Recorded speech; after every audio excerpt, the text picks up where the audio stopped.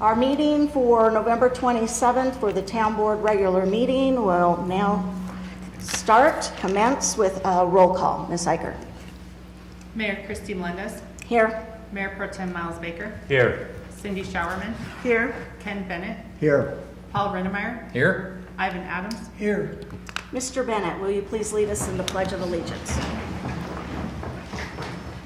Allegiance to the flag of the United States of America and to the republic for which it stands, one nation, under God, indivisible, with liberty and justice for all.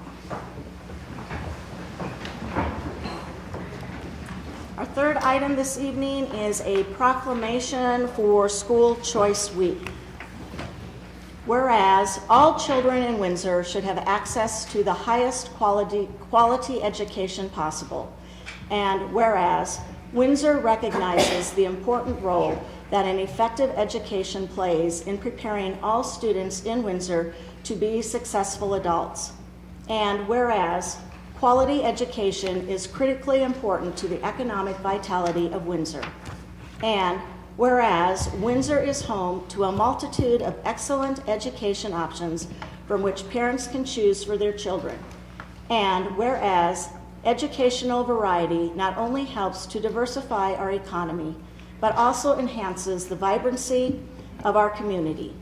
And whereas our area has many high-quality teaching professionals who are committed to educating our children.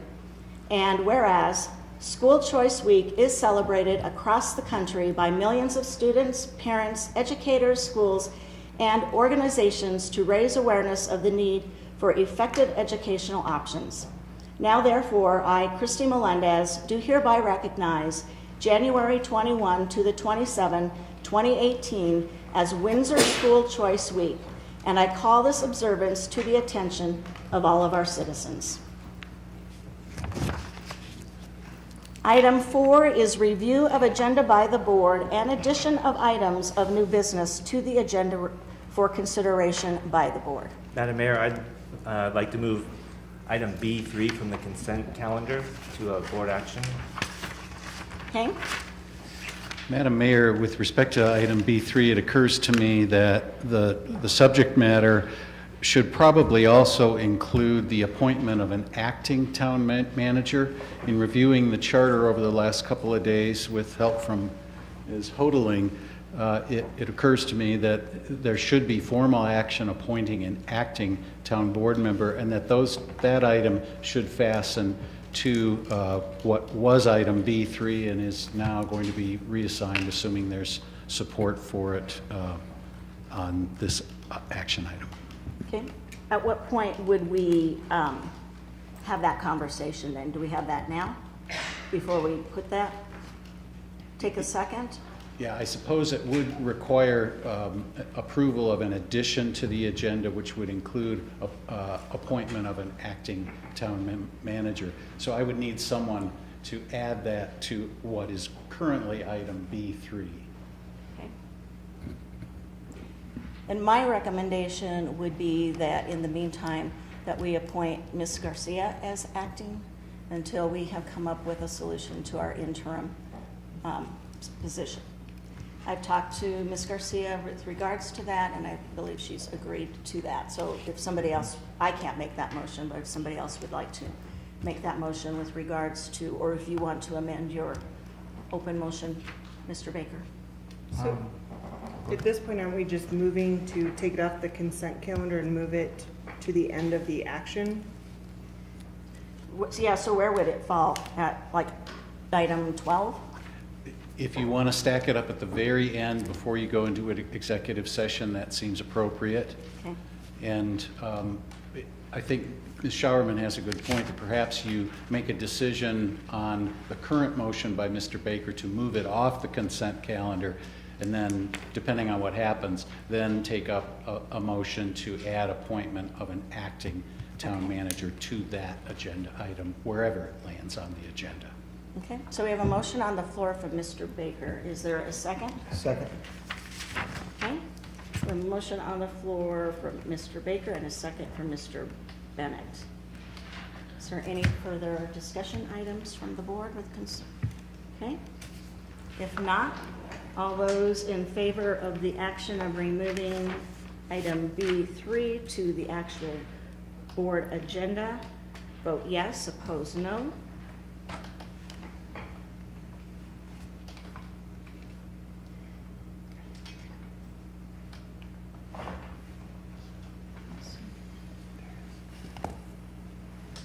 And it passes unanimously. Okay? Okay, so the next item, now that we understand it's on the board action agenda, would be to add a phrase to that agenda item to include the appointment of an acting town manager. So Madam Mayor, I would move to add an additional action item for appointing an acting town manager at the end of the section C of the agenda. And I have a question that, Mr. McCarger, I think it's an excellent choice, obviously, but is that something we're going to discuss when that comes up, or is there? And the way Ms. Showerman has phrased it is that it doesn't refer to a particular person. That part of the conversation can occur, assuming you approve the addition of this item to the agenda. Then the discussion of who that person might be can wait until you get to that part. Okay? Okay. So we have a motion on the floor from Ms. Sharman. I would second it. Okay, and a second from Mr. Rennemeyer. Any further discussion?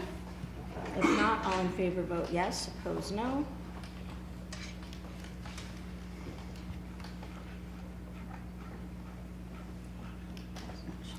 And that passes unanimously. So moving on then to approval of the agenda as revised. Is there a motion for approving the agenda as we just revised? So moved. Second? Okay, motion on the floor from Ms. Showerman and a second from Mr. Rennemeyer approving the agenda as revised. All in favor vote yes, opposed no.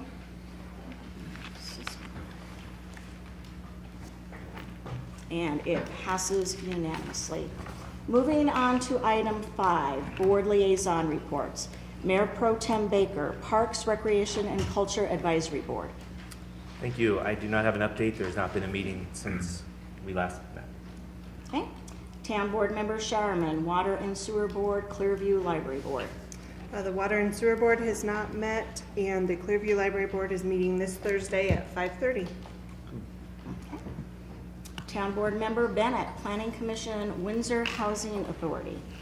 The Planning Commission has not met since our last meeting. The Housing Authority did meet last Tuesday, and they're reviewing a couple of opportunities for land purchases for potential additional senior housing.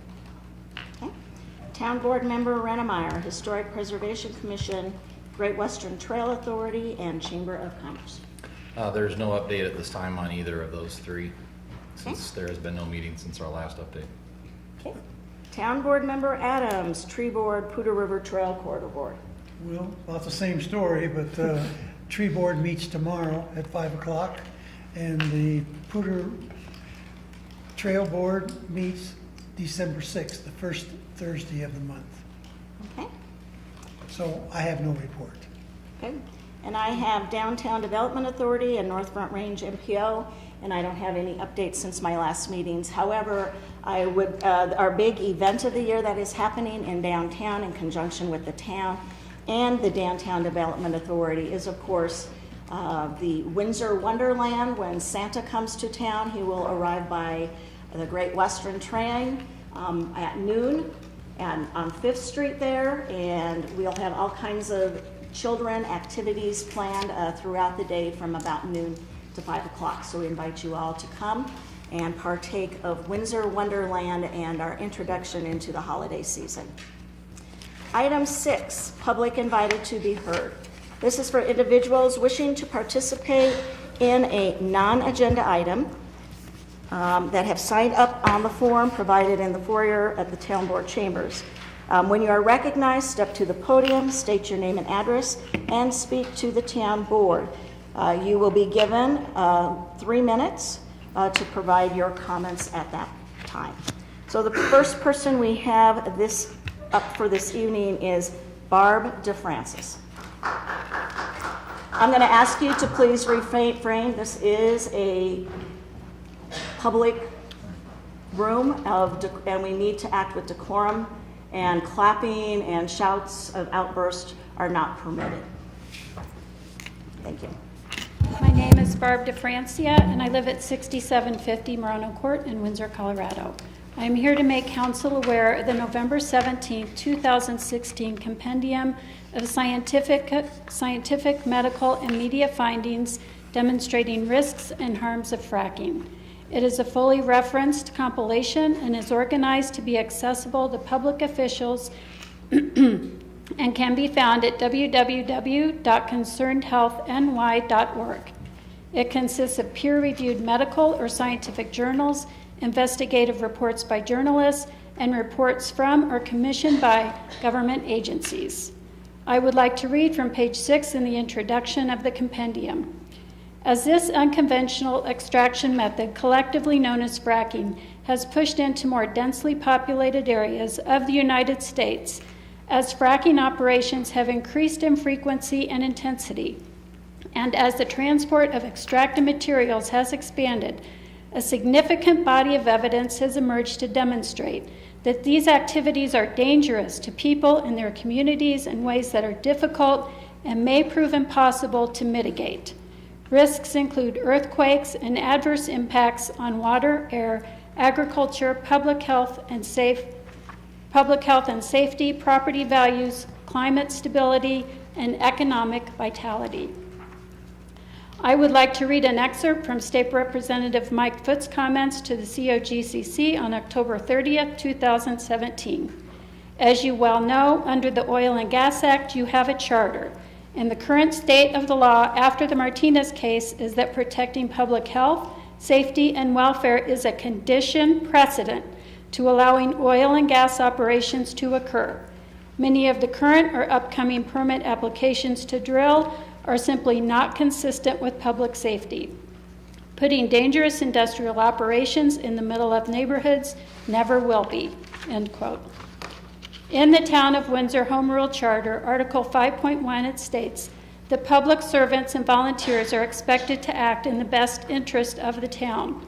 With that in mind, I respectfully ask the Windsor Town Council to protect the public health, safety, welfare, and property values of its citizens by familiarizing yourself with existing research demonstrating the harm of fracking to communities such as ours, by vocalizing to the COGCC that reckless disregard is not acceptable public policy, by establishing a permitting process for oil and gas gathering lines, by establishing setbacks for the construction of homes, schools, or public facilities from existing oil and gas activity based on catastrophic risk, and by holding listening sessions with the residents of Windsor to document and quantify the impacts that oil and gas activity has had on them and use this information to hold operators accountable.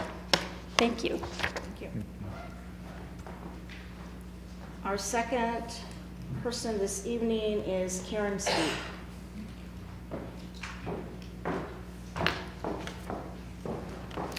Hello. Karen Speed, 8310 Cherry Blossom Drive. A local neighborhood, Village East, was built just south of Great Western Simpson Well Pad. This neighborhood was developed by Journey Homes in that area based on approvals that were granted by the Windsor Town Board. On Friday night, November 3rd, there was a large flame that burned overnight. This was a scary incident that disturbed citizens regarding the safety of their homes and conceivable failure to protect human health. The Windsor Severance Fire Rescue thankfully responded to this incident. It is disconcerting to see a flame that large so close to homes and yards where children play. This same situation occurred November 18th and 19th. There were significantly large fires burning on that property that continued into last week. And though the fire rescue informed the area that this was a normal part of the fracking process, according to Stuart Ellsworth, senior engineer at COGCC, in a statement just this past March regarding this very exact site, venting or flaring of combustible gases is not performed except in rare upset type situations for safety reasons. He recently informed me in a conversation regarding this incident on Simpson Well Pad that the operator was drilling out the plugs and excessive gas was released, which forced the flaring situation. He referred to this as a favorable option. He denied any frac hits to that pad from other close-by horizontal fracking projects. The alternative could have been to vent the gases directly into the air, or possibly a high-pressure buildup of the gas in the well, which could lead to a more explosive outcome. This time, there was a large amount of toxic black smoke witnessed that allowed a noxious smell that penetrated into the home of a friend of mine who lives in that neighborhood. Again, fire rescue responded. In addition, at this oil pad location, there was a significant drilling mud spill in July on bare ground, which could seep into the ground and could possibly reach the water table. And to date, despite repeated requests from the COGCC to perform core soil samples to determine the extent of contamination, no results have been recorded and made public. After reviewing the COGCC production records on this pad, these wells appear to be poor producers compared to other wells in the Windsor area. So the operations on that pad clearly have seen their difficulties. We're all understandably concerned with fires, spills, frac hits, and explosions, as such issues have been reported with other well pads. For example, the Windsor Town Board was recently, on September 25th, informed by citizens of such incidents at the Pavisma wells.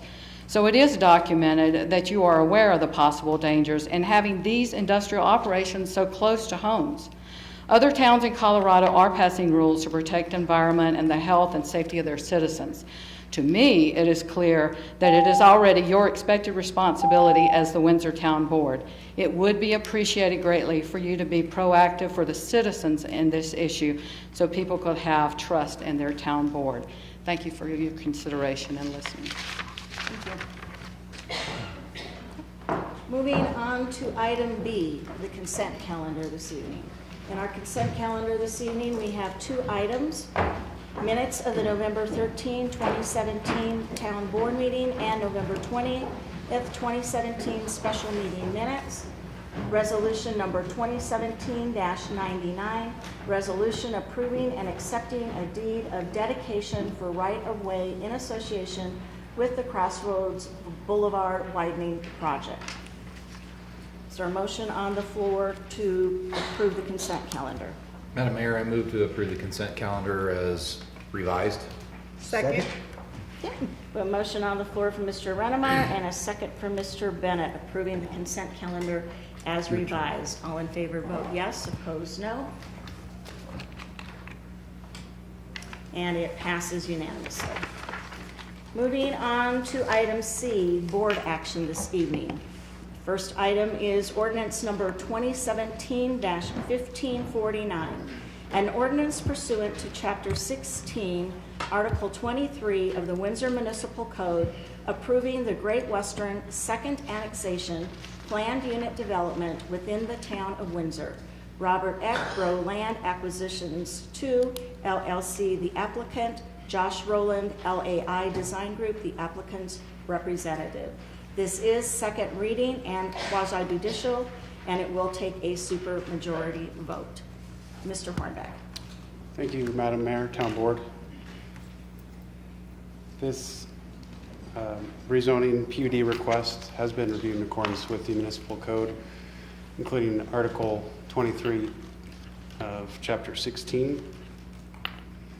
The site, again, for your reference, is located to the southeast of the intersection of Eastman Park Drive and State Highway 257. The existing zoning is general commercial, limited industrial, and residential mixed use.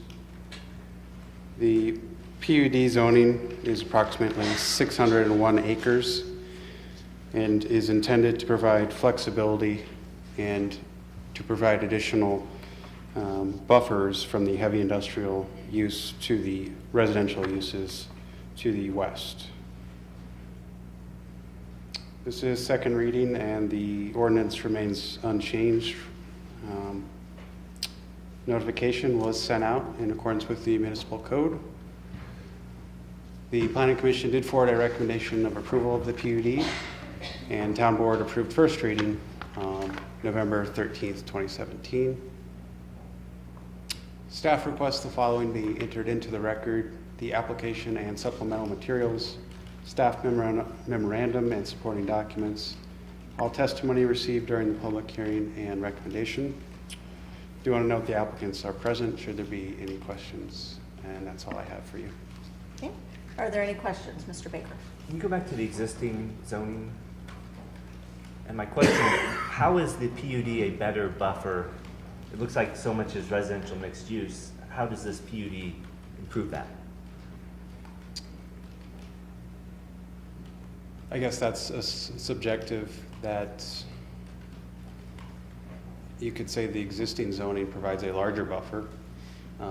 The intent, their desire is for more industrial uses, but there would be a transitioning of uses from the heaviest uses more to the interior of the site. So this hatched area allows for extra height. The next layer would essentially be the typical heavy industrial standards. This next hatched area provides additional standards that are more restrictive than a typical heavy industrial before transitioning to the general commercial and potential multifamily uses on the exterior of the site. So I can't say that it's necessarily better than what exists under current zoning, but it's better than if it were simply heavy industrial up to this point. But they couldn't do heavy industrial based on the current zone. They could do, I believe it's just limited industrial. So the new zoning will potentially allow them to go further west with their industrial. Correct.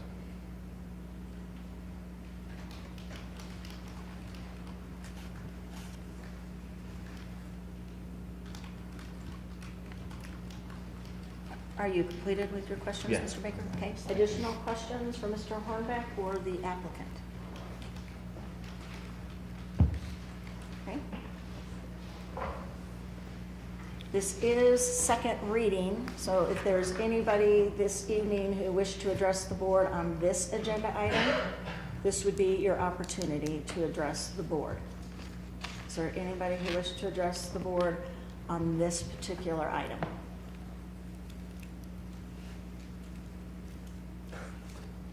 Okay. That includes the applicant. What, does the applicant wish to come forward and say something? If you do, come forward. And while the gentleman is approaching the podium, I want to point out that the record upon which this decision must be made was completed at our last meeting at the public hearing.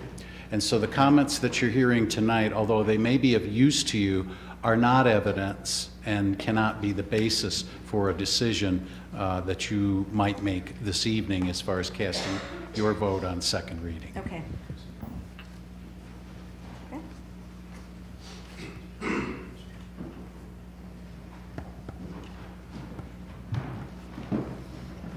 Good evening. My name is Josh Rowland. I'm with LAI Design Group.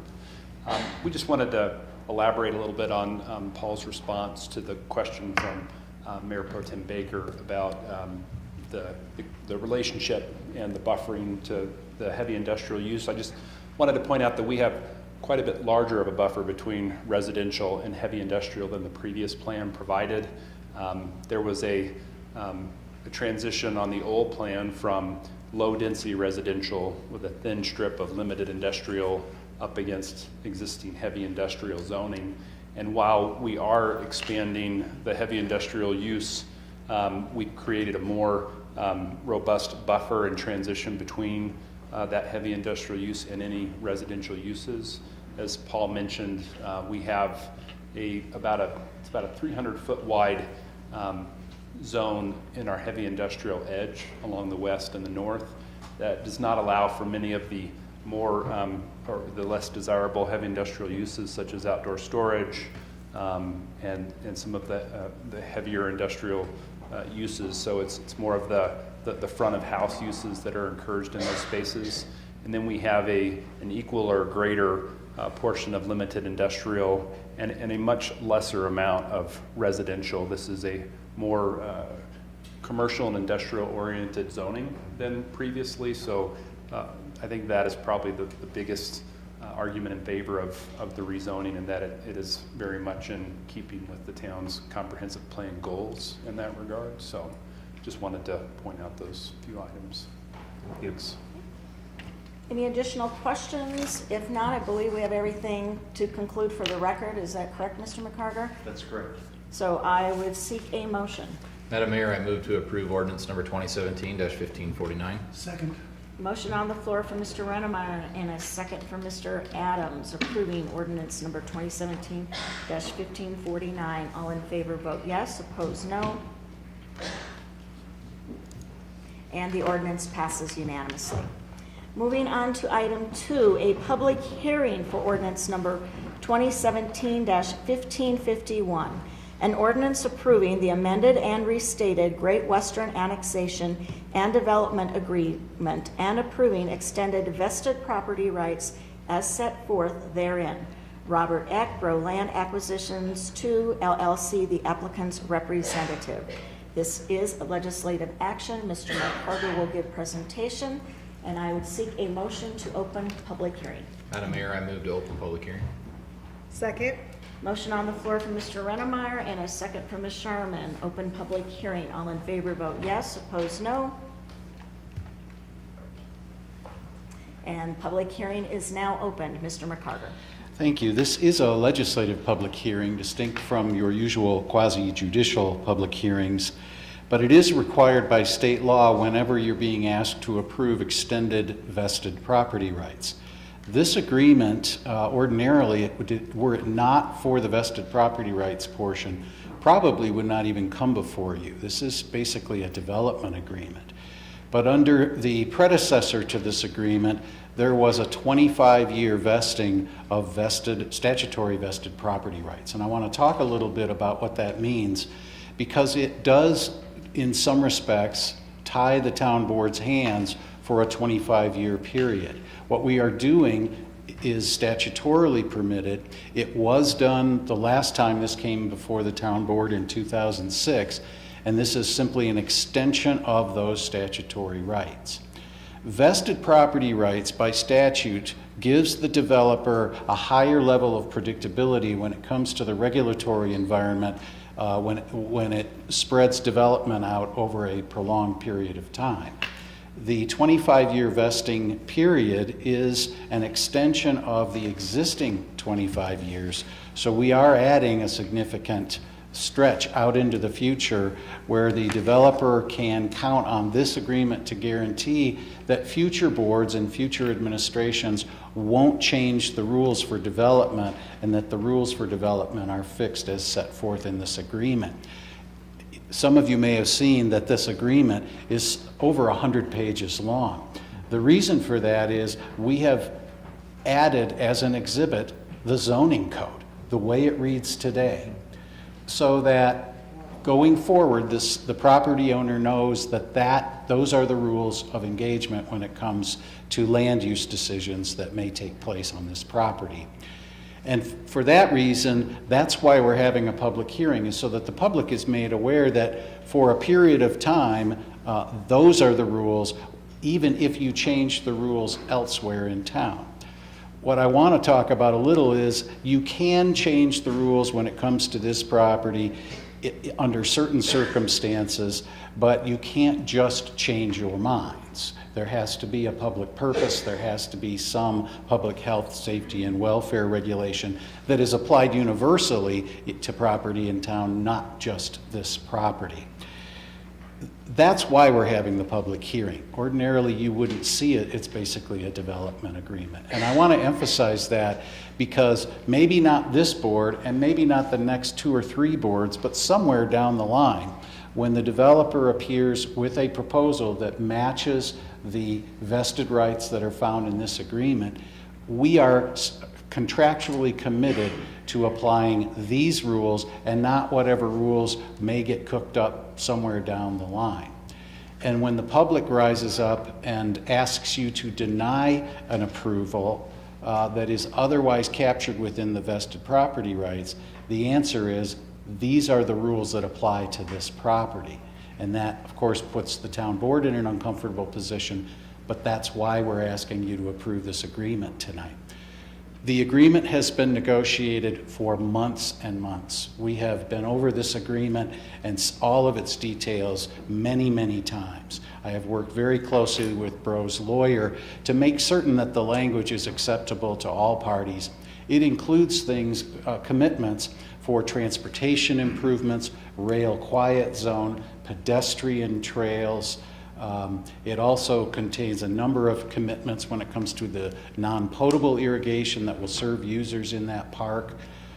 My memo goes through some of that, but I want to point out it's not a one-way street. This agreement was negotiated with a lot of mutuality, and I'm here to recommend its approval, but I also wanted to explain why we're having a public hearing on what is essentially a development agreement. The developers' representatives are here. They may want to be heard tonight. I'm certainly here to take questions from you, but I want to make certain that they also have an opportunity to speak. Are there questions for Mr. McCarter? I have one. Okay, Ms. So, Sherman? just to clarify, so when you refer to the section of the code just being basically copied and pasted into this agreement, so any references to specific uses do not necessarily indicate they have a plan to use those uses, it's just a copy and paste of that whole section of code? Right. Okay. We freeze the regulatory landscape in this agreement. Any other questions? Mr. Baker? What's a typical term for the vested property right? You may recall the Walmart property is also subject to vested property rights. So there are, this and the Walmart property are the only examples that I can think of that have statutory vested rights. The Walmart property was a 3-year vesting period, which by statute doesn't require the public hearing because we're sticking within a 3-year period. Now, they did come back each time they wanted to extend it. They could have done an initial 9-year term and not come back 3 times, but that's how they did it. So there is no magic number. The predecessor to this agreement had a 25-year term because of the anticipated length of build out. I mean, this is a lot of acreage. So we're just restarting the clock on 25 more years? Correct. Yep. And can it be reset after a 25-year period as well? Or is 25 years the most that this right can be vested?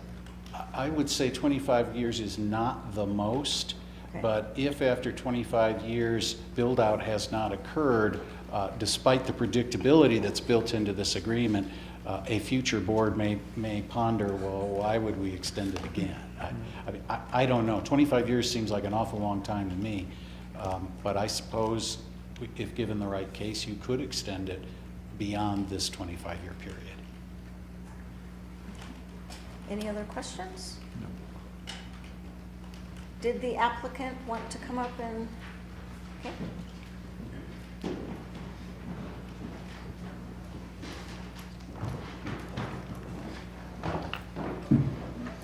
Good evening, Mayor, Town Board. My name is Bob Eck with Bro Land Development, 2005 Howard Smith Avenue East, Windsor, 80550.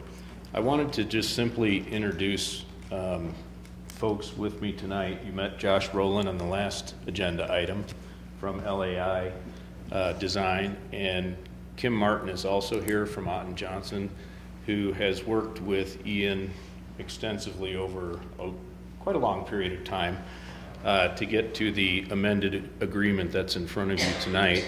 Kim is here to answer any questions. We're actually all here to answer any questions you have. And then my high-priced colleague over there, Mr. Eric Halverson, is also here and be happy to answer any questions. So with that, Mr. McCarter did a nice job of the overview of the agreement. I don't have anything to add to it.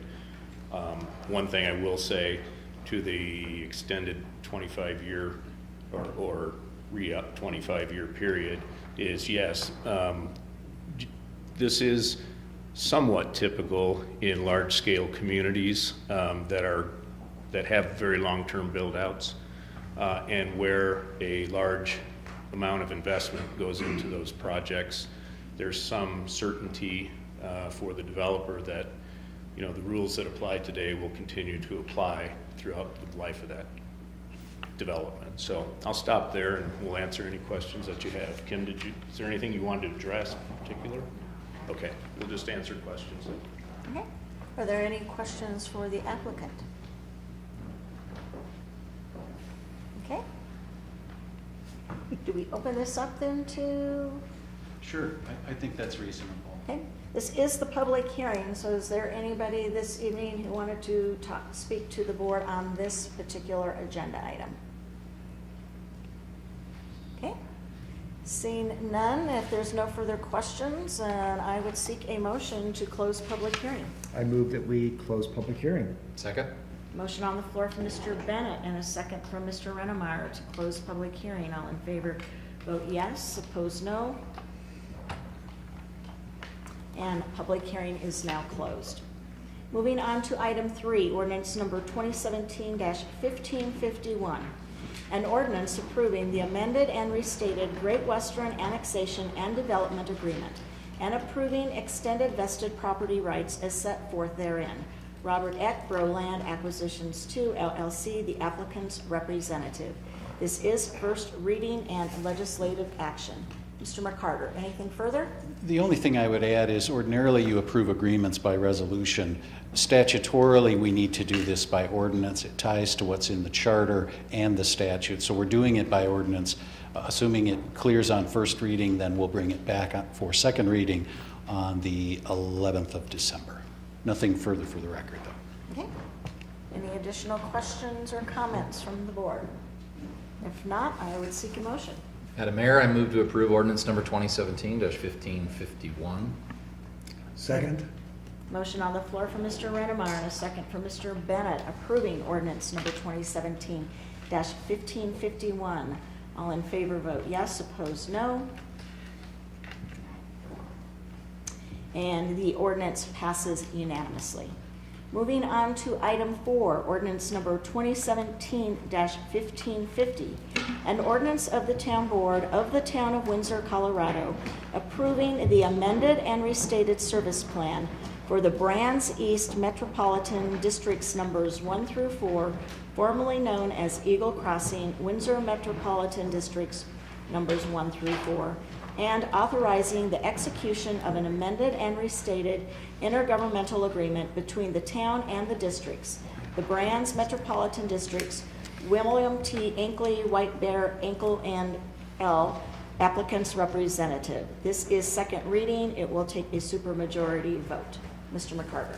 Thank you, Madam Mayor. You may recall the last time we were together, there was an extensive presentation regarding this amended and restated service plan that in many respects brings the existing service plan up to speed with what the landowner and the developer intend for the Brands East. And so what you heard was a fair amount of information regarding the finances of the district and the anticipated costs for public improvements, the anticipated revenue from both property tax mill levy and an assignment of public improvement fee revenue, which are driven by sales tax rebates that were approved by the town in the Brands Business Assistance Agreement. So all of that is of record, and I think we understand what the districts are trying to do. We were asked to do a couple of things between first reading and second reading, and Carolyn Steffel has helped me with that. We have worked with the district's representatives, Bill Ankley and also Zachary White. And Mr. White is here tonight, but what we have worked out are some modifications to the terms of the amended service plan. They don't change what's in the ordinance, so technically the ordinance is the same, but what you're approving is slightly different. And we have provided you a red line to show what the changes are, but Carolyn is here to give you, to really zero in on the two areas that we worked out with the district's lawyers, and we hope that that satisfies the concerns that you had, primarily for transparency down the line, should this district's residential component switch from being rental residential to owner-occupied residential. So that's, I'm setting the table so that Carolyn can pick it up from here and give you a little bit more information about the specifics. You ready? Thank you. Good evening. Carolyn Steffel from Moses Whittemire, Harrison and Woodruff as special counsel to Town of Windsor on special district matters. It's nice to be here before you today. We are presenting you with a few changes to the service plan that we hope address the concerns that were raised by the town board in your discussion at the meeting 2 weeks ago. The first one was a consideration of what would happen if the residential turned to owner-occupied residential. And we heard from the town board a concern that you may want to impose different limitations in terms of financial restrictions or limitations or some of the requirements from the model service plan in order to protect the district in the event that it turned over to owner-occupied residential. So we have been talking with the developers' attorneys or the district's attorneys and wanted to address this. What we are proposing is that there's language in the amended service plan that provides if more than a de minimis amount of the housing turns over to owner-occupied residential, and we define that as 10% of the residential housing in any of the 4 districts, or 75 houses, whichever is less, and that would be turns into whichever is greater. That would be at that time the districts would provide notice to the town that they now have that 10% of owner-occupied residential and then the board may require them to submit a service plan amendment. At that point, the service plan amendment would bring the service plan in conformance with whatever the town code was at the time regarding residential districts. That gives you the flexibility that if there are additional regulations that are imposed before this contingency may or may not happen in the future, they would be bringing it up to speed with the town code as it exists at that time. In addition, the town board could conditionally approve the amendment, adding any conditions that were consistent with the service plan and with the town code. That would not apply to the debt that had already been issued because, of course, they will have already issued that. But if, for instance, the town wanted to put a financial restriction on future debt issuance, that would be something that the town board at that time could consider. Another example would be if there were a new requirement added to town code about notices of elections, then that would be incorporated at that time when that amendment came into place. The second change that we have added is a requirement that any meetings of the board of directors of the district must be held within the town boundaries if they are the annual meetings to approve the annual budget, which typically take place between October and December 15th. Or if they are a meeting at which the board is considering issuance of debt. So that is to make sure that the residents and the property owners have more ability to attend those meetings, which would be of particular interest to them because of those items being on the agenda. So those are the only 2 changes that are made. If those changes meet your needs, you can approve the ordinance, which will then incorporate the amended service plan with those 2 changes. And I'm open to any questions about those changes or anything else with the service plan. Are there any questions for Ms. Steffel? I have a question. Mr. Anderson. May I ask why the elections were redlined, if I read that correctly? I mean, the whole thing for the elections of residents? Mr. Adams, can you give us a page number or? I don't have it right now. Page I'm sorry. 16. Okay. I think it was 15? Let me look at that real quick. 16. 16, I think it That's was. helpful, thank you. Yeah. Okay, so what you have before you is a red line comparing the original service plan with the amended service plan. So this is not a change that was made in the last 2 weeks. This is a change that was made from the original service plan. And the reason why this was deleted is because those elections have already happened. The districts have already had the election and organizing the district. They've had the Tabor authorization to approve the debt. So that's why that provision was removed. But they will not have elections of board members? They will. Like most districts do? Because we're having some problems with that here Right. in our town and with our districts not having elections where the people who live there can be elected. And that's why I'm asking the question. Absolutely, and that deletion of that provision does not affect the biannual district elections. So the May of every even number year, they will have an election, and unless there are not more candidates than open spots, in that case, a district can cancel an election and declare that the candidates are elected. But they always have to go through the process. They always have to publish a call for nominations, and then anyone who's eligible and interested can submit a nomination. And if there are more candidates than spots, then they will be having an election. That's a state statute requirement that cannot be waived in the service plan, and that would still be applicable to these districts. Absolutely.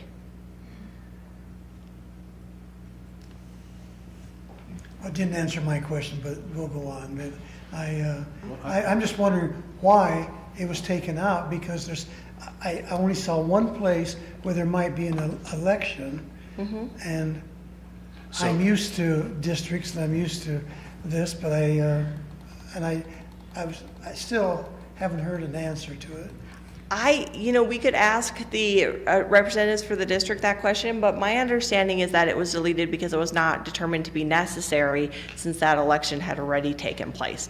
But by not being necessary, does that my mean assumption. that you're not going to have an election for a board as it moves on down the line?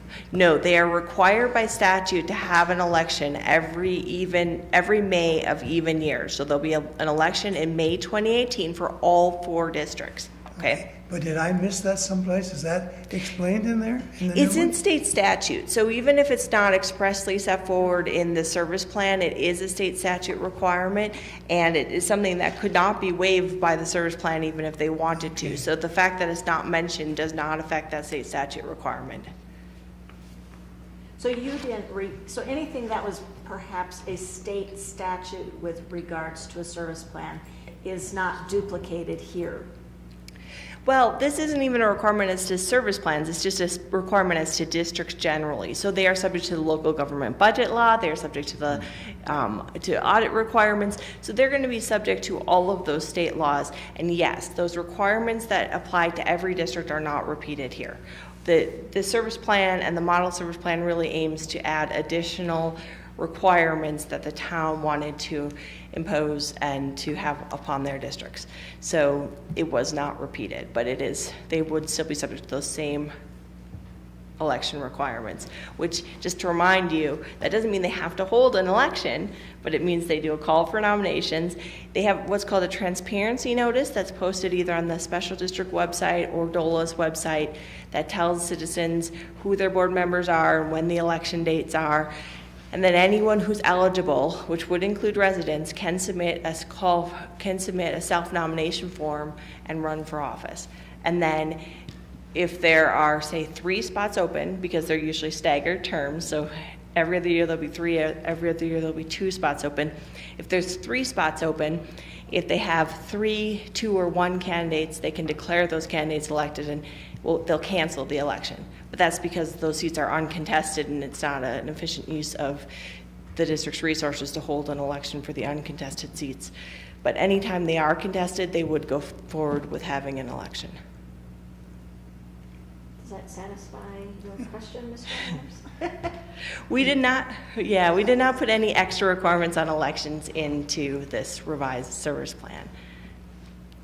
So the board can certainly conditionally approve if there's something you feel is missing.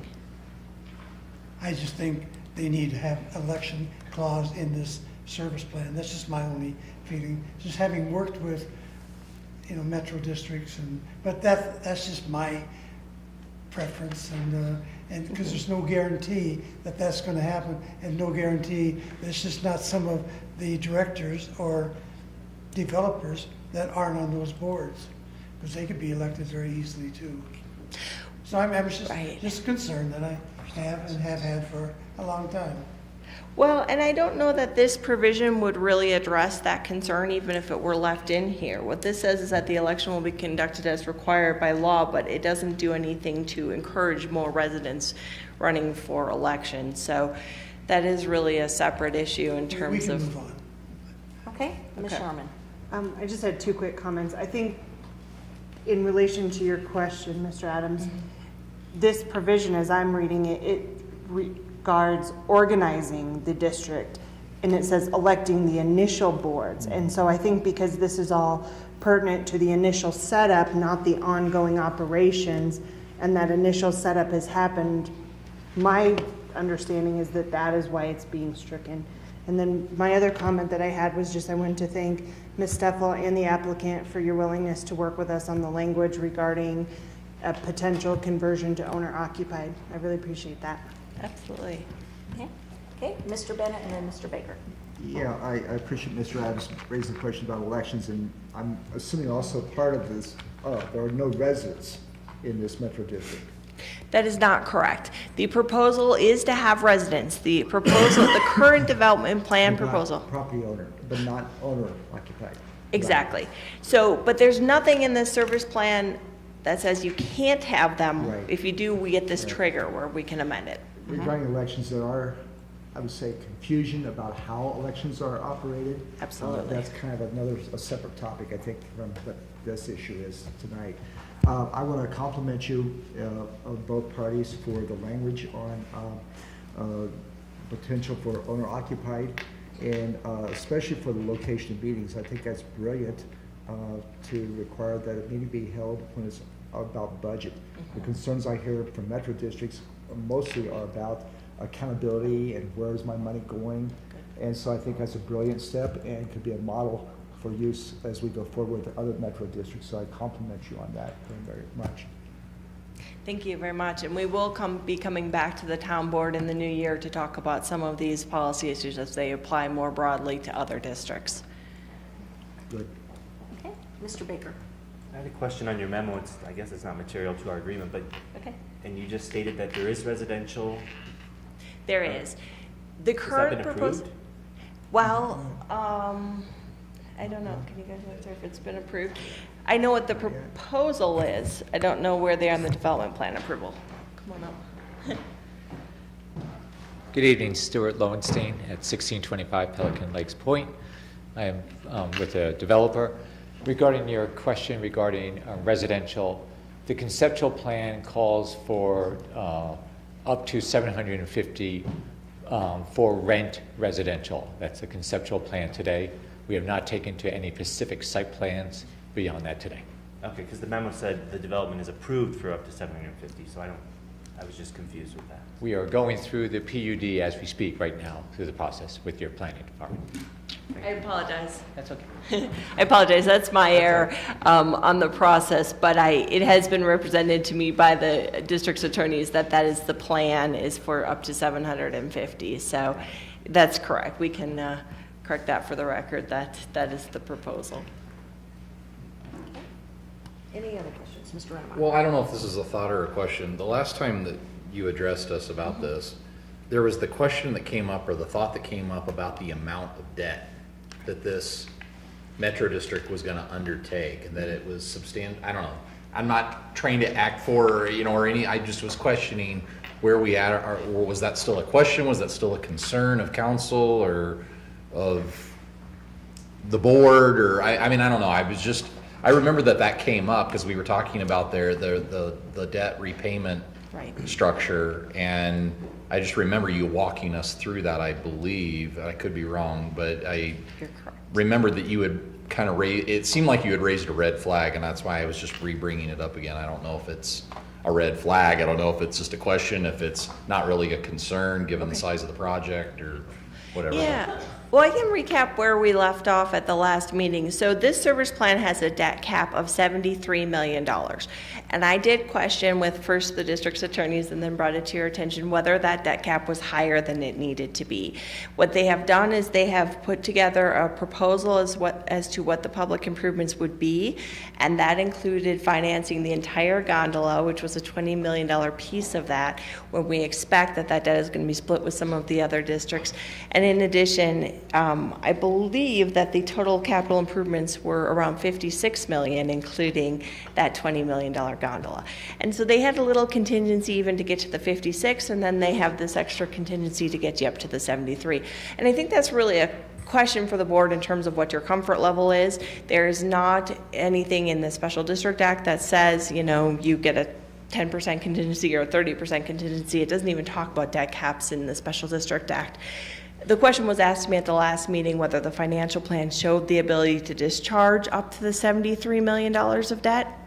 And what they did is they do show that there's a financial capacity far in excess of the 56, where I think they estimated around $248 million in revenue would be generated, which was far more than they needed to repay the debt that was proposed. I'm not sure if it was 248, but it was definitely over $2 million or over $200 million in debt capacity was shown by the numbers that they ran for the credit PIF and the mandatory PIF and the debt service. And then they were only projecting that they would need a little over 100 million, I believe it was around 111 million to actually repay the 56 million. So they do have excess debt capacity. What the districts would do when they're going ready to issue debt, they would look at what the actual costs of their project are, and they would look at what the market is willing to bear in terms of issuing bonds. But the money that is generated from the bonds can only be used for public improvements that can be financed by the districts. So that is another limitation that's in there, is that if the project isn't that expensive, they may not have enough public improvements to fund to go up to the 73. Okay. So that's a question for the town board in terms of if you're comfortable with the 73, or if you'd like to, as a condition of approval, request that they lower that amount. And no one would, or be very unlikely to lend them money if they didn't prove the capacity and ability to repay that debt. So that's another safeguard.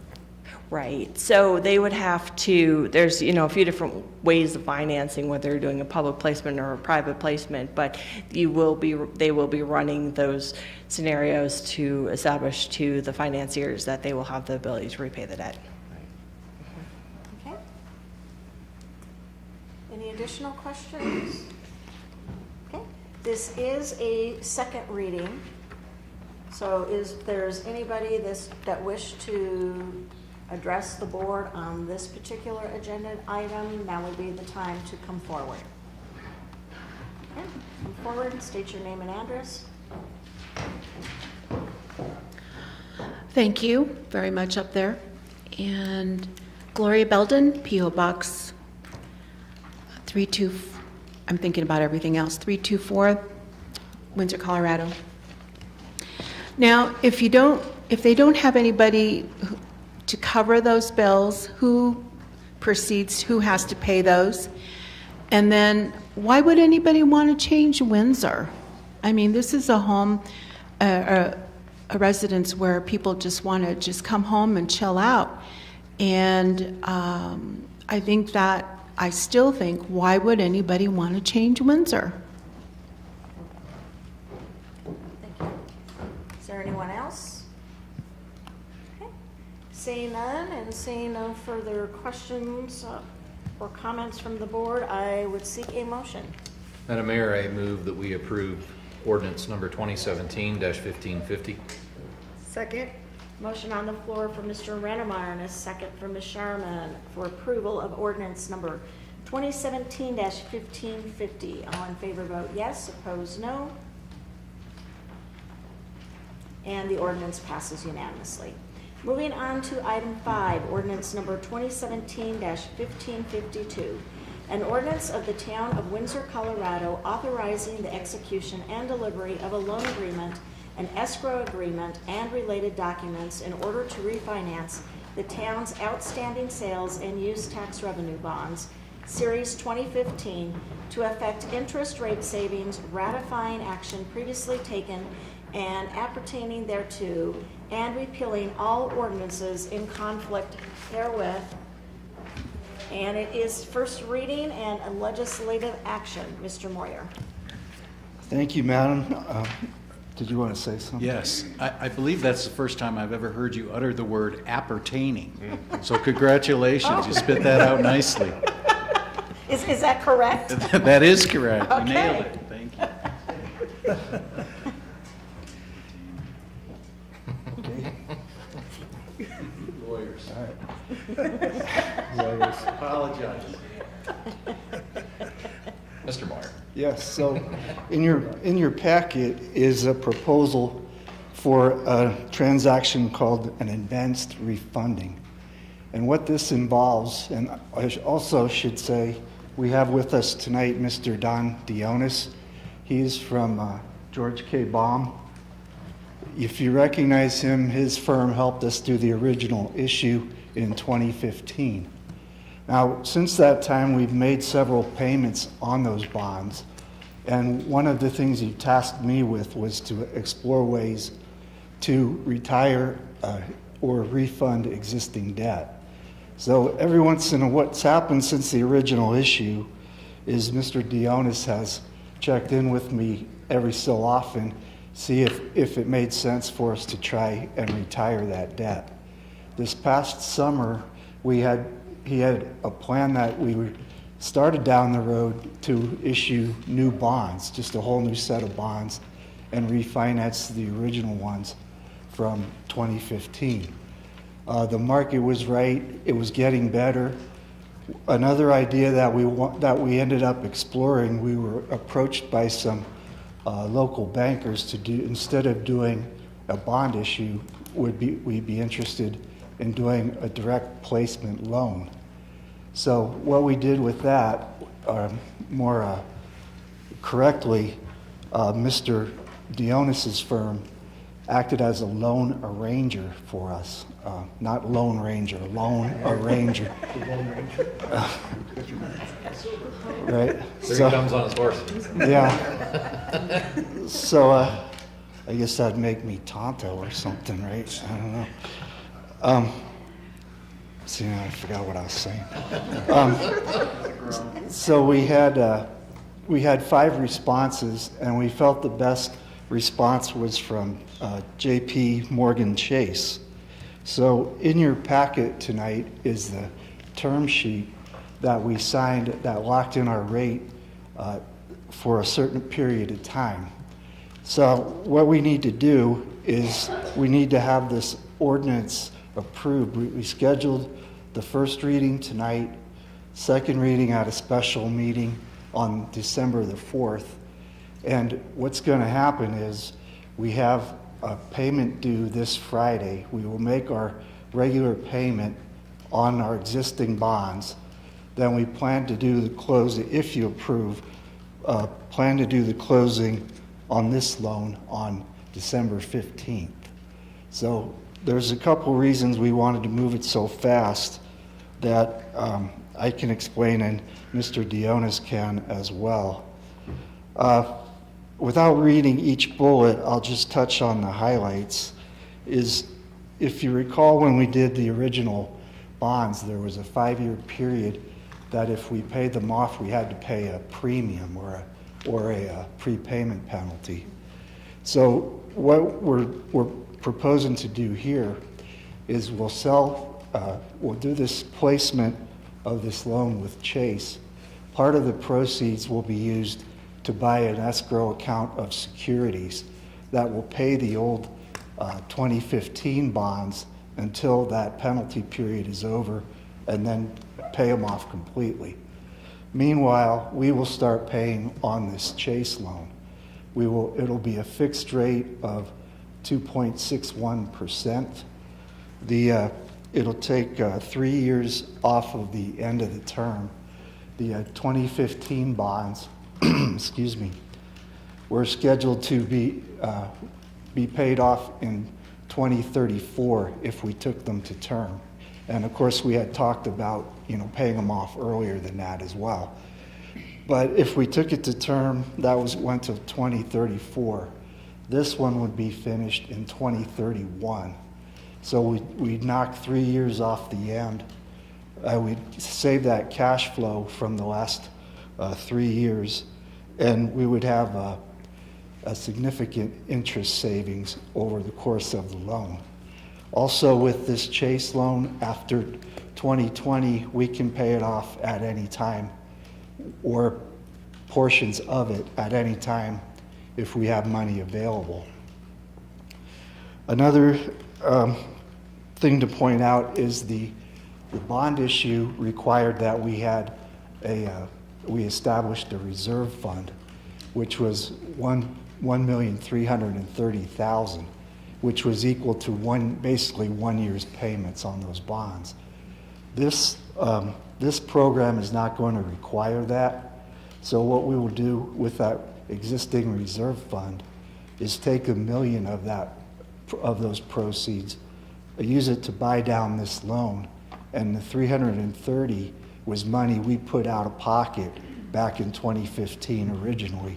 We will get that back and can put it back in our capital improvement plan. So that is, I said I would talk about why we wanted to move it quickly, is the new federal tax bill that's going to may go into effect in January of 2018 is no longer going to allow this type of refunding. So hence, that's why we had to move the timeline up and get it done quickly. So that's the sole reason on that. In your packet, there was quite a bit of legal papers. I just wanted to touch on the main points here without reading all of that stuff in there. So that being said, I or Mr. Dionis would answer any questions you had. What we'll need, like I said, is an approval on first reading tonight and second reading on December 4th if we are to proceed. Okay. Did you have anything else? Are there any, Mr. McCarter? I thought Dean covered it really well. I will say that all of those documents that are in the packet have been reviewed by 3 different sets of lawyers. Oh. And so one for the bank, for J.P. Morgan Chase, a firm out of Denver, and then our bond counsel, Butler Snow, D. Weiser, and then my office also reviewed them. So as far as the content of those documents, I agree with Dean, we don't need to go through every one of them, but I can tell you that they have been well combed over the last couple weeks. Okay. Mr. Baum is standing. Did you want to come forward and say something?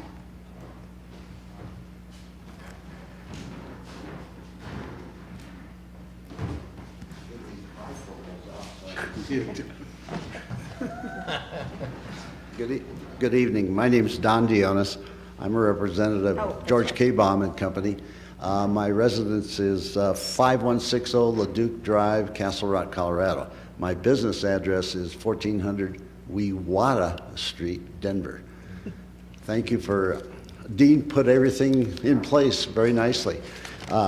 Just a couple of comments that I'd like to make is, some of you were on the town board back in 2014 when all this started and expressed a desire to pay these off as quick as you could. And at that time, we were cognizant of that and we attempted to, and I believe succeeded in accomplishing that particular goal. Just looking at the numbers, I think you're gonna, with this refinancing, you're gonna have this paid off by 2026, 2027, just because sales tax revenues have been pretty good. And that money that you collect from the sales tax, that additional 0.75 that was approved by the voters, can only be used to pay off bonds. And just to refresh or recall what the circumstances were, that 0.75 had the assumption that 0.55 of that sales tax would be used to pay bonds, 0.20 would be for operations and maintenance of the recreation center. That will continue after the bonds have been paid off, and the 0.55 will drop off once the bonds have been retired. So anyway, I'm open to questions or comments. Are there any questions? Michelle? Dean, you mentioned that it couldn't be paid off before 2020 with the refinance. So additional payments can be made ahead of time. It just cannot be paid in full prior to 2020. Am I understanding that right? Correct. Are you talking about the loan or the? Yes. The original one. No, the refinance. It has the earliest that the refinanced loan can be retired or you can start making early payments is beginning in December 1st of 2020. Okay, so no early payments even before that? No, that's only, what's that, 3 years from now? Yeah, essentially. Okay, just clarifying. Thank you. Any additional questions? I had one question. Okay, Mr. Baker. Just to clarify, the percentages on the tax, not the full amount is going to the bonds, only 0.55 is going to the bonds, Correct. and that will continue. Yes, that will continue as long as the bonds are outstanding. Thank you. Anything else? So there's no prepayment penalty No, on this loan? no, Okay. there's not. Okay, so we might actually even retire it earlier than what is currently even scheduled. Yes, I mean, unless sales tax collections fall out of bed, yes. Yeah, and I just want to say, yeah, it was this board's desire at the time to retire debt early if we could, and to see, and so, I think this does all of that. It retires debt early, saves our citizens money, and which I think is one of the things that this board really wanted to look forward to too. So thank you for all the additional work that was put into it in expedited time so that we can get in under this deadline before the potential bill looming would make it not so lucrative for us to make this move. So thank you. Thank you. Okay. And with that, if there are no further questions, I would seek a motion. Madam Mayor, I move that we approve ordinance number 2017-1552. Second. Motion on the floor from Mr. Rennemeyer and a second from Ms. Sharamat approving ordinance number 2017-1552. All in favor vote yes, opposed no. And the ordinance passes unanimously. Moving on to item 6, a public hearing for the 2018 budget. Legislative action, Mr. Moyer will give presentation. It will be the Dean Moyer show from here on out, I think. But I would seek a motion to open public hearing. I move to open public hearing. Second. Motion on the floor for Mr. Rennemeyer and a second for Mr. Baker. Opening public hearing. All in favor vote yes, opposed no. Public hearing is now open. Mr. Moyer. Yes, thank you. Also in your packet tonight is quite a bit of information concerning the 2018 budget. This is our public hearing. We had advertised in the Greeley Tribune on November 3rd and November 17th. As per state statute, informing the public we would be having this hearing here tonight. If you recall, we had a work session or a budget retreat on Saturday, October 7th. Prior to that, we had a capital improvement plan retreat or a work session back in August. I think it was the 21st. So the result of those meetings are what we have here tonight. To summarize our budget here, we have we look our all funds budget, the whole 9 yards. We look to start the year with about $69, almost $70 million in beginning fund balance. To that, we plan to collect $57.3 million in revenue, which gives us roughly $127 million in funds available. Now, of that number, we have expenditures planned for 63.8, or just round it to 64 million, which would leave us with the estimated balance at the end of 2018 of $63.1 million, that is.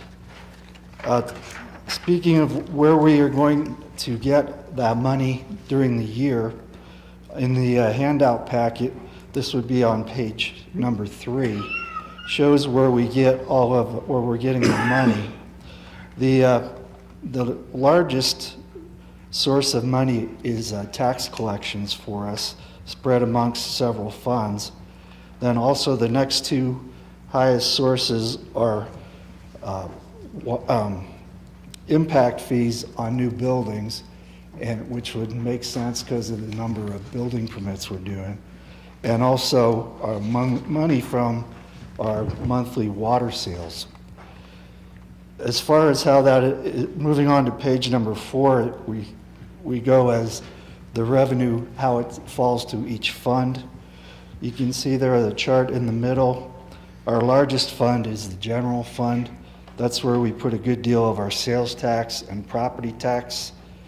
And second is our capital improvement fund, again driven by plant investment fees, impact fees. And the third largest is the water fund. Moving into the expenditure categories on page number 5, you can see we have a sizable capital outlay, the bar chart at the top. Then the next two largest items are personnel and operations and maintenance. Those two items together account for roughly 51% of our entire budget. We do have, as usual, we have a pretty sizable capital program that, as we seem to do every year. You can see that chart on the bottom that the percentages in each of those categories remain fairly consistent over the years. One of the exceptions being the years when we did the rec center expansion and the public works shop expansion. Moving on to general fund expenditures. The chart on the, this is all funds expenditures. Our total budget spending is broken down by our areas of operation and function. The chart at the top of the page there, you can see the largest piece of it goes to Parks, Recreation, and Heritage and CRC. Second being our water fund, and third being our public services, streets, engineering, and recycling. Moving on to narrowing those expenditures down to just the general fund, which is where, as I say quite a bit, that's where most of our operations happens. Again, you can see the largest operation dollar-wise is Parks, Recreation, and community events. Second being the police, and third being public services and streets, engineering, and recycling. Speaking of personnel, the chart on page number 8 details our head count, or number of full-time employees, full-time equivalent employees, I should say. You can see we go back quite a few years there. We are proposing, if all of the positions get filled that we are talking about in the budget here, we will be at 46 and a quarter FTEs next year if we are fully staffed. We talked about these positions at our retreat. You can see on page number 9, it's detailed a little bit more. There's 4 positions in the police department. We have a couple in the parks and rec and operations. And we are also talking about adding a public services director and a water resource manager. Below that line on the bottom chart are a couple of positions that are now currently permanent, full year-round, part-time, I should say, that we are bumping up a few hours to make them full-time equivalents in next year. To move on to page number 10, this is where you've seen this one before during our presentations. These are our largest capital projects for next year. These are not all of them, but these are the ones that are over $100,000. I won't read you the whole list, but the biggest one being the Diamond Valley Field expansion. Quite a bit of street money, etc., as you can see down the line there. So that being said, a couple other items I wanted to point out, and then I will answer any questions. We had an increase in our assessed valuation of roughly $35 million. That brings our total assessed valuation between the two counties at roughly $497 million. Now, I want to point out, a point I make every year, we are not changing our mill levy, but the fact that we have the same mill levy on an increased assessed valuation, that will bring in more property tax money to us. I estimate $432,000 that would go into our general fund. So that being said, we estimated 534 single-family home permits, and most of the other revenue items we did on a 3-year moving average. 2015 and 2016 actual numbers and 2017 projected numbers, and used the average of those 3 years. It comes out a little bit conservative, but that seems to have been working out pretty well for us here the last few years. And that being said, I think that's all the points that I wanted to make. I would answer any questions, but short of that, that's what I had to point out. Okay. Are there any questions for Mr. Moyer? I have a question. Mr. Baker? Can we get a copy of this document by itself? Yes. You want me to send you the document? Yes. Make It's a good summary to have. Any additional questions? I have a couple of questions. Okay. There are some potential positions that we have line itemed in here that now may potentially change. I think my direction right now would be to just keep those in as placeholders. Would be? Yes. But we could be flexible, could we not? If we see some change in like next year sometime. Oh yeah, absolutely. Okay. And then you talked about our current assessed evaluation. So what is our current bond rating then? Did that increase as well, or what are we still in A minus? We are now at AA minus. In the course of working with Mr. Dionis over the summer, our bond rating increased even just from the last time we did bonds, because as Don mentioned, the sales tax numbers that we based that whole issue on, we purposely went conservative on that, and we have since done better than we had expected. So when I say it, a rising tide raises all ships, I guess. So Does refinancing them raise our bond rating too? Or will that in the long run, or no, he's shaking his head. I see him over your shoulder. It's hard to see, is he still here? If I can stand. Please. Sorry, we can make you. This is Don Dionis. Oh, y'all have to come forward because I'm so sorry, it was my question. they watch you at home and they won't be able to hear your answer. Or see your face. Or see your Yes. face, Mr. Dionis.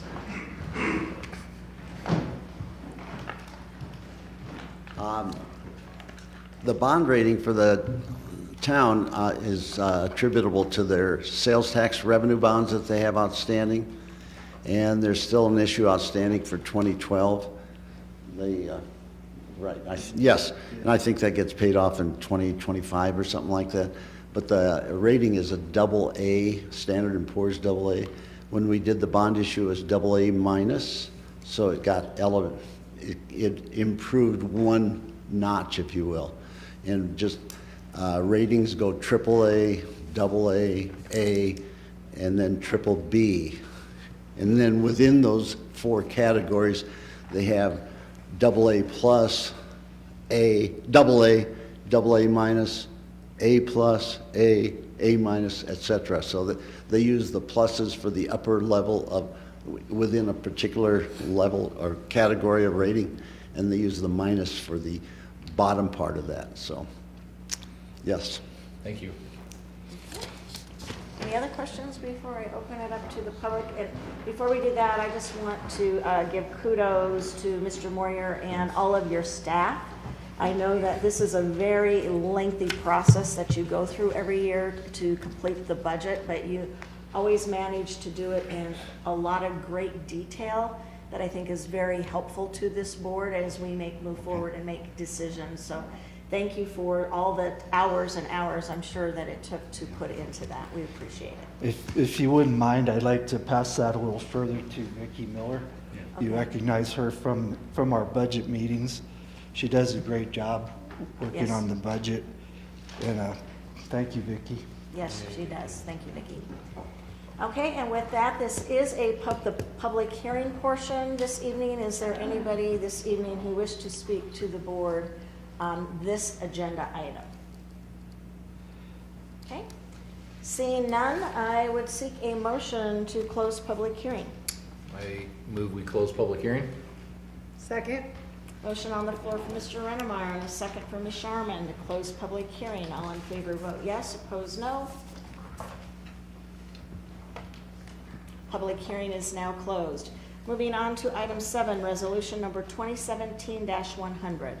A resolution summarizing expenditures and revenues for each fund and adopting a budget for the town of Windsor, Colorado for the calendar year beginning on the first day of January 2018 and ending on the last day of December 2018, and appropriating sums of money to the various funds and spending agencies in the amount and for the purpose as set forth below for the town of Windsor, Colorado for the 2018 budget year.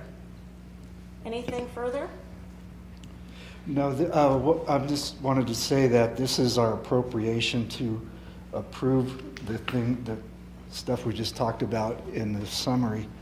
If you look on the first page, at the bottom there is that figure of 127 million. What that represents is our beginning fund balance plus our revenue. If you look at the last page where we detail the expenditures, in bold numbers there is that 63.8 million that I was talking about on expenditures. So that is setting out for the record what we talked about in the budget summary. Okay. Any additional questions concerning the budget for Mr. Moyer? Okay. If not, I believe we have everything we need at this point in time for this resolution. Mr. McCarter, I would seek a motion. Madam Mayor, I move we approve resolution number 2017-100. Second. Motion on the floor from Mr. Rennemeyer and a second from Mr. Bennett, approving resolution number 2017-100. All in favor vote yes, opposed no. And the resolution passes unanimously. Moving on then to item 8, resolution number 2017-101. A resolution levying general property taxes for the taxable year 2017 to help defray the costs of government for the town of Windsor, Colorado for the 2018 budget year for Weld County. Mr. Moyer. Yes, ma'am, this resolution and the next one are doing the same thing. We are setting the mill levy. We have to do, of course, do 2 resolutions because we are in 2 counties. The mill levy is the same in each county. The only thing different is the assessed valuation of each county and the money that mill levy will generate, but they are accomplishing the same thing. And the mill levies aren't changing. No, they are not. And in conjunction with that, how long have we kept the mill levy at the current rate that it is now? I think I'm going to say since 2004. Okay. I think again that's a true testament to the fiscal responsibility that this board and your department has shown in developing our budget year to year, that we have not had to go out to our citizens and ask for an increase in the mill levy. Thank you. So is there any other questions for Mr. Moyer with regards to this resolution? Okay, if not, I would seek a motion. Madam Mayor, I move we approve resolution number 2017-101. Second? Motion on the floor approving resolution number 2017-101. All in favor vote yes, opposed no. And the resolution passes unanimously. Item 9, resolution number 2017-102. A a resolution levying general property taxes for the taxable year 2017 to help defray the costs of government for the town of Windsor, Colorado for the 2018 budget year for Larimer County. I would assume nothing further to add? No, nothing further, I'm It's sorry. identical to our previous resolution, except the county has changed. Any questions from board members? If not, I would seek a motion. Madam Mayor, I move we approve resolution number 2017-102. Second? Motion on the floor from Mr. Rennemeyer and a second from Mr. Baker approving resolution number 2017-102. All in favor vote yes, opposed no. Madam Mayor. And the resolution passes unanimously. Moving on to item 10, resolution number 2017-103, a resolution approving Windsor Downtown Development Authority annual budget for the fiscal year 2018. Legislative action, and Mr. Ashby, Executive Director for the Windsor Downtown Development Authority, will give presentation. Mr. Ashby. Mayor and Board, thank you so much for the opportunity to present. We will be looking at increasing our revenues for the fiscal year by approximately $42,000 in the coming year. During a work session on September 19th, the DDA Board did discuss their past year of activities as well as priorities for the coming year, and identified how they wanted to adjust their priorities for fiscal year 2018. The work session with the town board was held on October 16th, 2017 to review those priorities. And on November 15th, the DDA board did adopt a final budget, which is before you today. In general, the key initiatives will remain our focus over the coming year, and those do include revitalization of the mill, a focus on the backlot development, as well as growth in DDA sustainability. And with that, I would entertain any questions you might have. Okay. Are there any questions for Mr. Ashby? Okay, Mr. Rennemeyer. I think it's indirectly related to this. I was just curious, given the situation of the DDA, how did this last weekend with the Small Business Saturday go and everything? How did that, do you have any results or preliminary results? Or Mayor, through you, in general, we've had very positive feedback. Heard a lot of excitement about the Spot the Elf promotion. We checked on Saturday. Actually, I think it was Wednesday, and we already had 15 filled out forms, so that was earlier than expected. And so we're anticipating positive results for the first launch and look forward to refining it next year. Thank you. Any additional questions? If not, I would just want to say, being on the liaison on the DDA board, again, this is a board that I think has done a lot of things in this last couple of years and has many more things on their agenda to approve, and remains very conservative in all of their expenditures because they really want to ensure that what they are spending their money on is something that really does help and make those improvements to the downtown and helps our businesses in the downtown area. So, and under Mr. Ashby's leadership, I think that the DDA has grown and has turned into, that next step in the organization. So, okay. Seeing no further questions, I would seek a motion. Madam Mayor, I move that we approve resolution number 2017-103. Second. Motion on the floor from Mr. Rennemeyer and a second from Ms. Sharman, approving resolution number 2017-103. All in favor vote yes, opposed no. And the motion passes unanimously. Thank you. Thank you. Moving on to item 11 is the financial report for November 2017. Mr. Moyer. Yes, thank you, ma'am. This report is much like the ones we've been doing that I've been bringing you all year. And it further supports what Mr. Dionis was saying about us basically outperforming our forecasts on our revenue projections. Concerning the sales tax, we had cleared our collection target for October in both the 3.2% and the 0.75% portion of the sales tax. Something to point out on the first page, the number of building permits that we've had this year has produced construction use tax already at the end of October more than we had budgeted for the year. So that, like I said, that goes to support the comments made by Mr. Dionis, and that our local economy is rather strong. Concerning use tax, on the chart on the top of page number 2, we collected $253,000 in October, and our target for each month is roughly $236,000. So we cleared that one for the 9th month out of 10 of this year.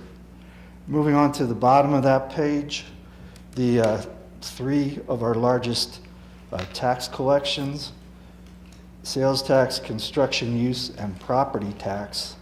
At the end of 10 months, the end of October, your benchmark, you want to have about 83% of your collections done. We have that. We are just slightly short under CRC expansion use tax, but only 0.5%. I mentioned about, moving on to page number 3, at the top of the page, I mentioned about clearing our sales tax collection targets for the month. We cleared it fairly easily here in October. The 3.2, let me say, October of this year was 6.4% ahead of October of last year, or $58,000. The target for our monthly 3.2% sales tax is $695,909. We collected $972,270. And the last comment there, for the 0.75 portion, our monthly target is $188,500. We collected $225. So if we keep this up for the last 2 months, I figure we will come in at roughly $11.8 million in sales tax collections for this year. Moving on to page number 4, the top of the page there is a bar chart showing our year-to-date collections.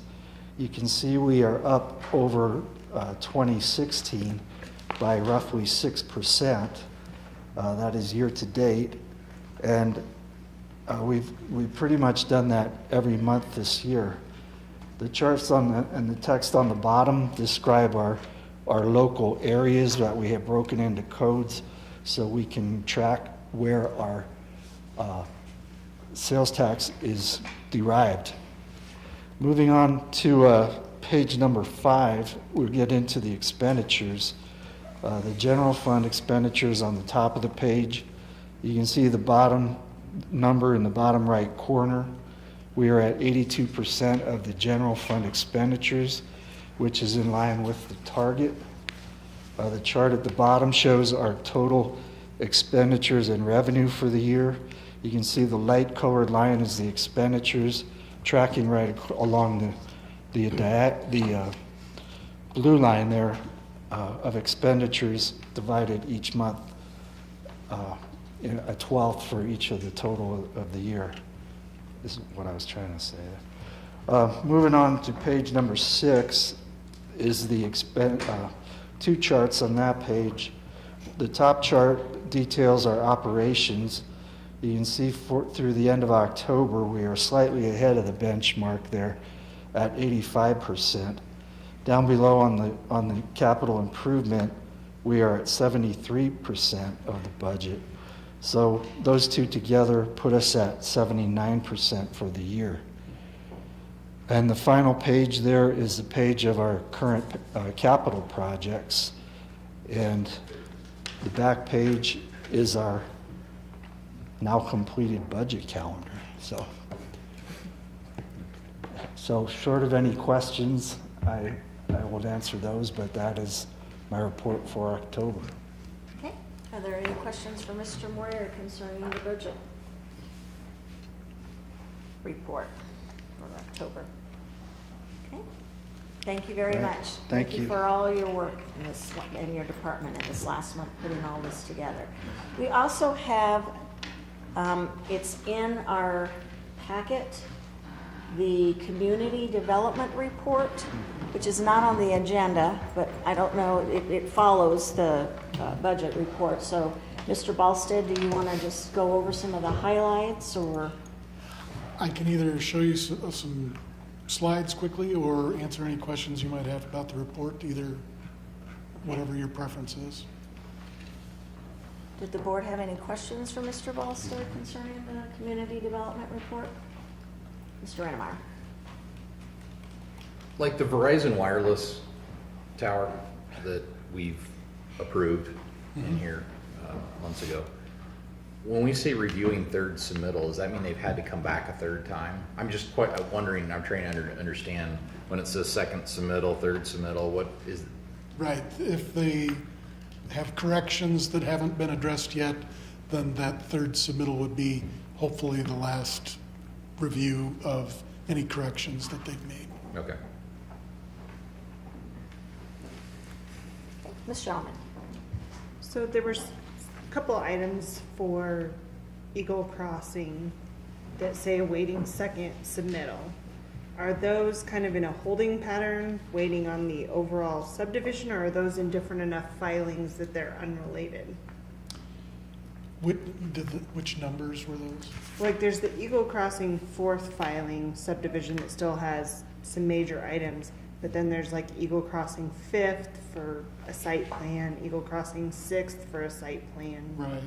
So the multifamily projects that are on next week's the next town board agenda include the fourth filing multifamily project, and they have a couple of other, there's the rezoning, the site plan, and I believe it may be in two different filings is why there are two different entries on the report.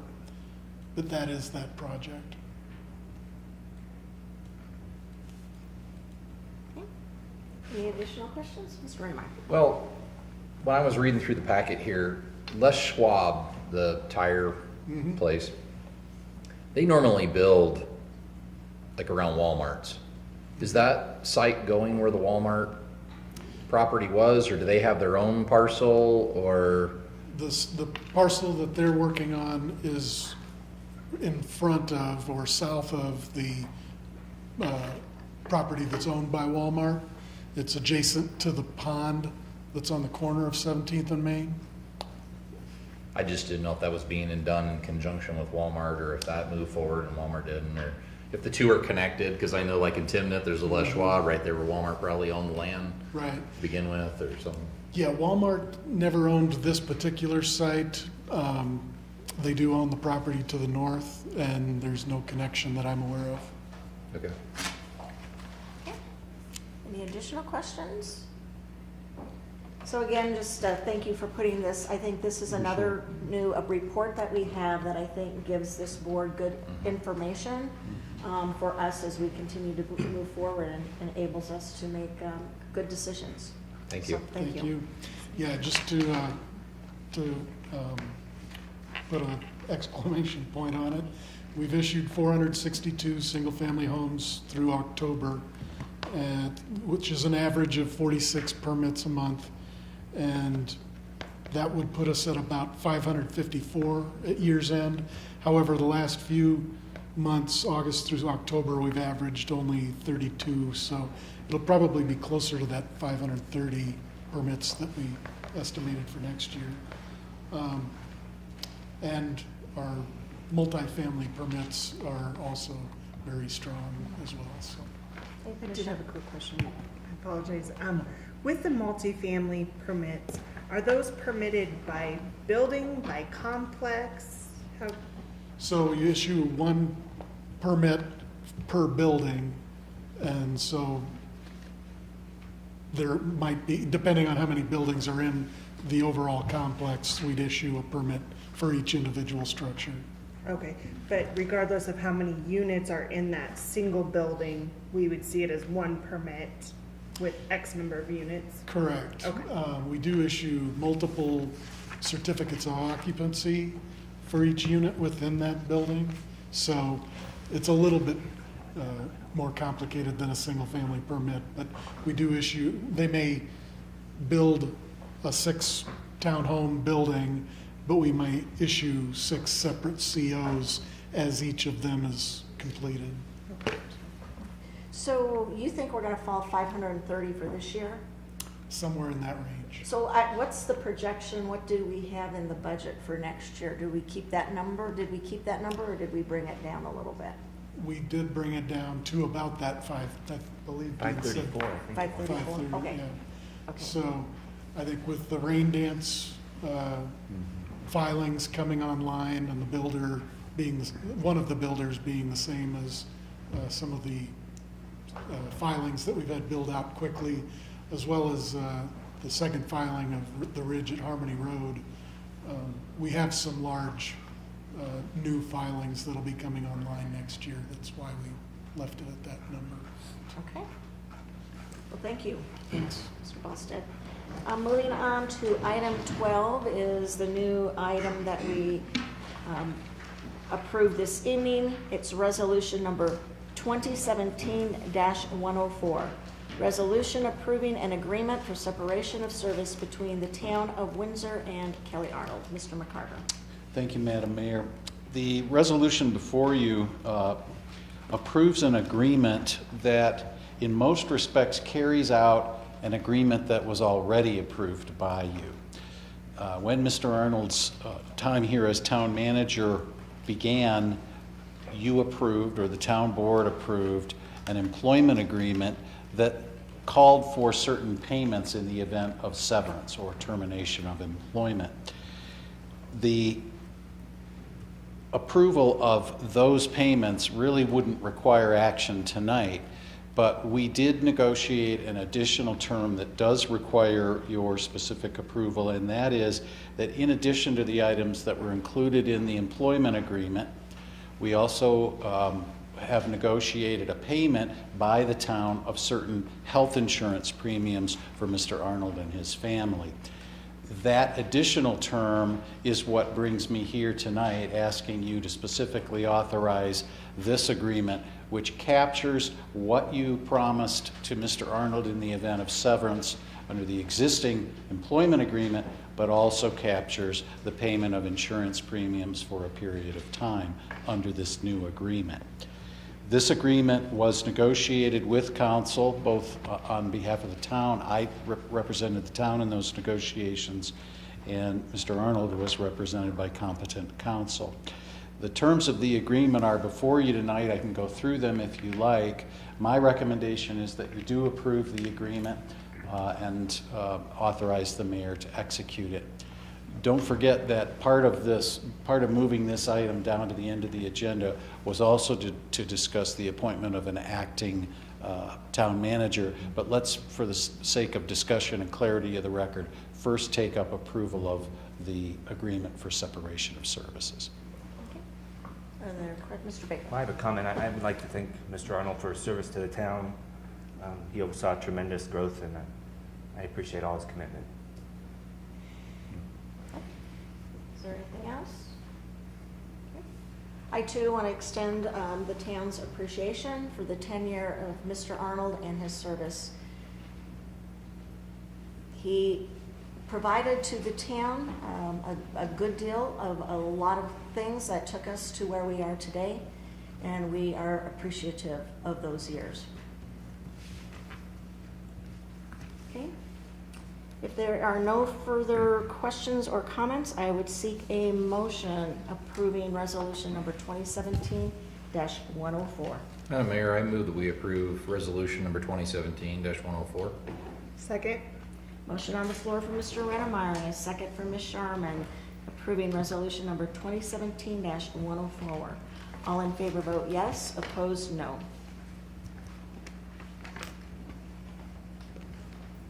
And the resolution passes 5-1 with the yeas Showerman, Bennett, Melendez, Rennemeyer, Adams, and the nay, Mr. Baker. Moving on then to our next item would be, I guess, appointment of a acting town manager. That's correct. Just to set the table a bit, the charter says that in the event of a vacancy on the, in the position of town manager, that the town board shall appoint someone to serve as acting town manager. That was something that came to mind last week, but also this week, and again, Kelly Hodeling helped me sort this out. The council manager form of government requires both. And the reason for that is that the charter draws clear lines of authority between the policy-making board and the administration of policy. And so in the absence of a person sitting in that seat, it's difficult to implement the council manager form of government. And so my recommendation is that you do appoint an acting town manager. That doesn't mean that you can't later appoint an interim town manager or that of course, a permanent town manager. But this is what I consider to be the first step to bring yourselves into compliance with the charter and preserve the integrity of the council manager form of government. Right, and in my conversations today, there is a need at the town level to have somebody in place sooner rather than later. So while it means we still may appoint an interim or an advisory person, we need somebody in the immediate town to kind of handle our day-to-day town business, so to speak. And that's where my recommendation earlier would be that I would recommend that be Ms. Patty Garcia. And is it recommended that that is a single individual as opposed to, say, a small group of individuals? The charter seems to refer to an individual. Okay. And as a practical matter, it's probably best that you identify a single individual. And so at this point, we would need to hear a motion. Is that correct, Mr. McCarter? Because we don't have a motion concerning that. We would need a motion and take formal action of appointment. Okay. Can I ask a question? Absolutely. Real quick.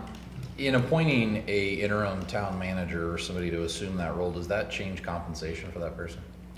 You're probably going to need to address that, but my recommendation is that you make the appointment tonight and deal with the compensation issue separately, particularly once you know what's involved in what that position will call for. Okay. Madam Mayor, I'll make a motion that we appoint Patty Garcia as the acting town manager. Second. Okay, we have a motion on the floor for Mr. Bennett and a second for Mr. Rennemeyer, appointing Ms. Patty Garcia as the interim acting, or the acting manager. All in favor vote yes, opposed no. And the motion passes unanimously. Thank you very much. Thank you. Moving on to item D, communications. Any further communications from the town attorney? Just a reminder that we do have an executive session that will be brief this evening. Okay. Communications from town staff. Mr. Ballstead, anything further? Mr. Lucas? Mr. Wagner? Ms. Hoadley? Ms. Garcia?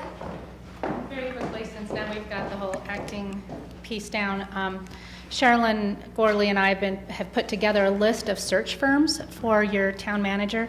I asked Mayor Melendez to come in this morning to look at some of the things that I was up against as far as signing documents and things like that, which just kind of brought all of this to fruition tonight.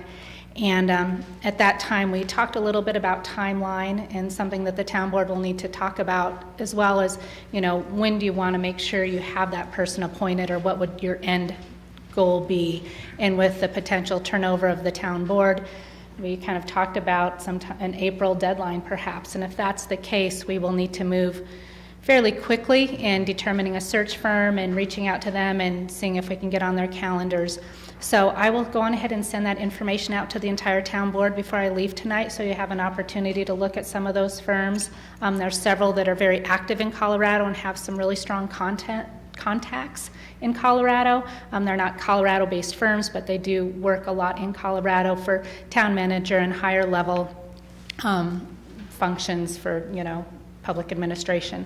So if you guys can take a look at that, and potentially we can talk about it next Monday, just to get an idea of where you're at and see if we can narrow down that search firm and we can start making those phone calls. Thank you. Thank you. Mr. Moyer, anything further? No, I talked enough tonight. I would second that. Chief, do you have anything? No, Dean talked about it. Okay. Communication from town board members.